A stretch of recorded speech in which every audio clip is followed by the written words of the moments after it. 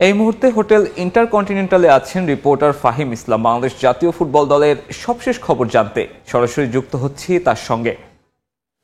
ফাহিম, প্রায় 15 থেকে 16 ঘন্টার একটা জার্নি, ইংল্যান্ড থেকে সিলেট থেকে ঢাকা। এরপরে কিন্তু টিম হোটেলে যোগ দিয়েছেন হামজা দেওয়ান চৌধুরী। তার চোখে মুখে ক্লান্তির একটা ছাপ স্পষ্ট ছিল এবং কি তিনি টিম হোটেলে ঢোকার আগ মুহূর্তেই বাংলাদেশ ফুটবল দলের যিনি ম্যানেজার রয়েছেন আমির খান, তাকে বলছিলেন যে তিনি খুবই ক্লান্ত, একটু বিশ্রাম নিতে চান।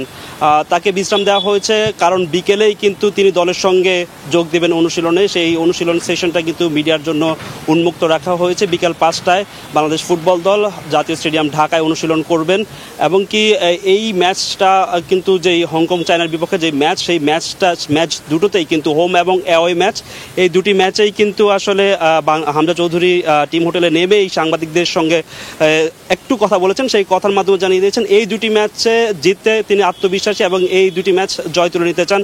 এবং বাংলাদেশ দলের টিম ম্যানেজার আমির খান জানিয়েছেন যে হামজা চৌধুরী আসায় দলের যে একটা অপূর্ণতা ছিল, আসলে সেই অপূর্ণতাটার অর্ধেকটা হলেও মিটেছে। আর সমিত সোম যিনি আছেন কানাডা প্রবাসী ফুটবলার, তিনি আগামীকাল দলের সঙ্গে যোগ দিবেন এবং এই দলকে নিয়ে কিন্তু কাবরেরা আর মাত্র 2 থেকে 3টি সেশন পাবেন হংকংয়ের বিপক্ষে প্রস্তুতির জন্য। এবং কি হামজা চৌধুরী আজকের দিন সহ আরও 2টি সেশন পাবেন এবং সমিত সোম আসলে কয়টি অনুশীলন সেশন পাবেন সেটা আসলে তার কাল ফ্লাইটের উপর নির্ভর করে। আর যেই ম্যাচটা, সেই ম্যাচটা কিন্তু বাংলাদেশ ফুটবল দলের জন্য মহা গুরুত্বপূর্ণ ম্যাচ।